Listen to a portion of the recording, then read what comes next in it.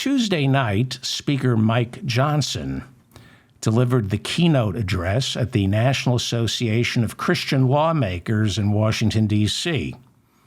The event was held at the Bible Museum.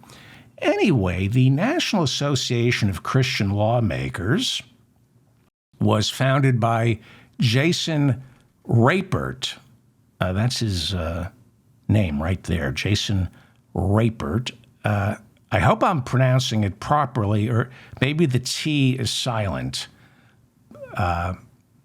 We talked about Jason Rapert, who last month, after Arkansas Governor Sarah Huckabee Sanders appointed him to her state's library board, he took credit for Huckabee signing into law earlier this year some of America's cruelest anti-trans legislation. He lost re-election, and he was like a state senator, I think, in Arkansas. And so to thank him for basically writing one of America's cruelest anti-trans laws that got passed in Arkansas, Sarah Huckabee Sanders appointed him to her state's library board. I guess he would be the book banner in chief. Anyway, that's what they do in Arkansas, one of the poorest states in America. I think it's the fifth poorest state in America. I think it's has the third worst public school system in America, and they're helping. That's how Sarah Huckabee Sanders improves test scores, by passing one of the cruelest anti-trans laws in America. Good on you. Anyway, Rapert believes homosexuality is the result of grooming by older gay men. Doesn't believe you're born a homosexual. Someone isn't born gay, they're converted by a groomer, hence gay conversion therapy. If someone converted you to be gay, we can convert you back to being in the closet, because that's all gay conversion therapy is. That's all it is. If you take the battery clamps off my jewels, I promise I'll go back into the closet. Human rights organizations call gay conversion therapy torture. So it should come as no surprise to you that one of the lawyers for Exodus International, one of the leading purveyors of gay conversion therapy, was Mike Johnson. He was the lawyer for Exodus International until they went out of business in 2013 after the president of Exodus International said, "I'm sorry, it doesn't work. It's cruel and it doesn't work. I know it doesn't work because I'm still attracted to men." Mike Johnson, lawyer for Exodus International. Anyway, according to Right Wing Watch, which I think may have been founded by Norman Lear, not sure. I think Right Wing Watch was founded by Norman Lear. Let me know in the comments section. But according to Right Wing Watch, Rapert, like Speaker Mike Johnson, subscribes to the teachings of Dutch Sheets. Yes, that's his name, Dutch Sheets. I think Dutch Sheets was also one of the ghosts in Field of Dreams. It sounds like one of the Black Sox, Dutch Sheets. Anyway, but Dutch Sheets is a dominionist. And I hope I'm not pronouncing this properly because they don't deserve it, but he's a dominionist from the New Apostolic, there we go. He's a dominionist from the New Apostolic Reformation. The New Apostolic Reformation. Dutch Sheets. So what is the New Apostolic Reformation? Well, if you'd gone to the Bible Museum in Washington, D.C. and heard the speaker speak, in tongues. This is our first speaker who speaks in tongues. You would know what the new apostolic reformation is. Dutch Sheets, who Mike Johnson is a big supporter of, Dutch Sheets is said to have been the religious leader for many of the January Sixers who stormed the Capitol, carrying his Appeal to Heaven flag. You can see it right here. This is the same flag that stands outside the office door of Speaker Mike Johnson right now. Appeal to Heaven.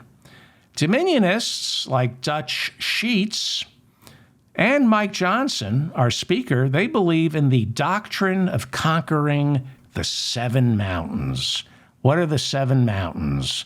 It's not Chris Christie wearing a tank top sitting on a bar stool. That's a different 7 mountains. The 7 mountains doctrine calls on good Christians to carry their biblical worldview and conquer the 7 mountains of American society. They must take it upon themselves to infiltrate and then rule the 7 mountains, the 7 spheres of American society. And those 7 mountains would be family, religion, education, Moms for Liberty, media, entertainment, business, and politics. This is theocratic fascism. Going my way or the highway, because there only is one way. Mike Johnson's speech before the National Association of Christian Lawmakers last night at the Bible Museum in Washington, D.C., where they have free dinosaur rides, his speech was recorded and then posted to their Facebook page, but then it was quickly taken down. Kind of the way Mike Johnson's wife took her website down. But Rolling Stone magazine, luckily, saw the speech. And they wrote about Mike Johnson's speech at the Bible Museum last night. And the Speaker of the House, the man who is second in line to the president, told the group that he's been doing a lot of talking lately with God. And that's never good. It's never good when the Speaker of the House says he's been talking to God. You know, it's one thing to pray to God, but if God is talking to you back, you need to check yourself in. So, what did God tell? What did God tell? What did God say to you, Speaker Johnson? Did he tell you that homosexuality leads to bestiality? Or did you and your wife come up with that one all by yourself? Because this is what the Speaker of the House of Representatives here in the United States and his wife not only believe, but have said out loud: homosexuality leads to bestiality. Now, I have a problem with this because it implies that bestiality is far, far, far worse than homosexuality. If homosexuality leads to bestiality, what you're saying is, okay, bestiality is really bad, so if you engage in homosexual activity, next thing you know, it could lead to something even worse, bestiality. If he's saying homosexuality, well, he's saying homosexuality leads to bestiality. He's saying homosexuality is weed. It's the gateway drug to the heroin that is bestiality. So, one would think Mike Johnson right now would be calling for stricter laws against bestiality. Bestiality is the problem. It's worse than homosexuality. Seems to me Mike Johnson should be tackling the Schedule I sex acts, like bestiality, but instead of worrying about the less addictive, more socially acceptable Schedule II sex acts, like homosexuality. Because bestiality is heroin. It's a Schedule I sex act. Trust me, it's hard to get off that shit. Don't try it. And, by the way, let's not forget that Mike Johnson represents the swamplands of Louisiana. We know who his constituents are. If homosexuality leads to bestiality, does that mean anyone who's had relations with the family dog is gay? If that's how you get to bestiality, by starting off as a homosexual, that means anybody who slept with the family dog had gay So is Mike Johnson, is he going to go there? I'm pretty certain most of the backwater hicks who voted for Mike Johnson down in Louisiana have done things with their dog on a Saturday night they're not too proud of. And now you're going to accuse them of also being gay? I'm not sure the backwater hicks who voted for Mike Johnson want to be told they're gay. Anyway, I really want to get back to hating myself. It's the holiday season. I really just want to focus on self-loathing. I don't want to think about Mike Johnson. Anyway, according to Rolling Stone magazine, Johnson gave this speech at the Bible Museum last night, and he said the media wasn't in the room, so he could speak freely without reporters taking his words out of context. He's got a big problem with the media taking his words out of context. The only problem with that, Mike Johnson, is nobody took your words out of context. You said homosexuality leads to bestiality. Nobody took your words out of context. You took those words off the internet. Your wife took it off the internet. You took it completely out of context, off the internet. But that is what you said. That's what you said. You've written columns criticizing the Supreme Court's ruling in Lawrence versus the state of Texas, which legalized homosexuality.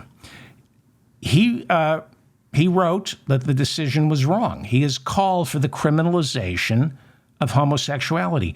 Nobody is taking your words out of context. We're reading your words. For example, this was an article he wrote after the Supreme Court ruled 6-3 in Lawrence versus Texas that strikes down Texas's homosexual sodomy law. Okay? It made the act of homosexuality legal, and Mike Johnson says homosexuality should be criminalized. These are your words, okay? Prescriptions against sodomy have deep roots in religion, politics, and laws. States have always maintained the right to discourage the evils of sexual conduct outside marriage, and the state is right to discriminate between heterosexual and homosexual conduct, since the latter cannot occur within the confines of marriage. More than a dozen pro-family and legal advocacy groups, including my own, filed amicus briefs to assist the court in this case. Most of the briefs shared two common essential themes. States have many legitimate grounds to proscribe same-sex deviant sexual intercourse, including concerns for public health, safety, morals, and the promotion of healthy marriage. Okay? This is what you have in writing, okay? There is clearly no right to sodomy in the Constitution, and the right of privacy of the home has never placed all activity within the home outside the bounds of the criminal law. All right. I could go on and on. Nobody took your hateful, bigoted words out of context. You said homosexuality should be criminalized. When it was legalized, you wrote columns as a lawyer for the Alliance Defense Fund, which the Southern Poverty Law Center calls a hate group. You put into writing that homosexuality should be criminalized. Nobody's taking your words out of context.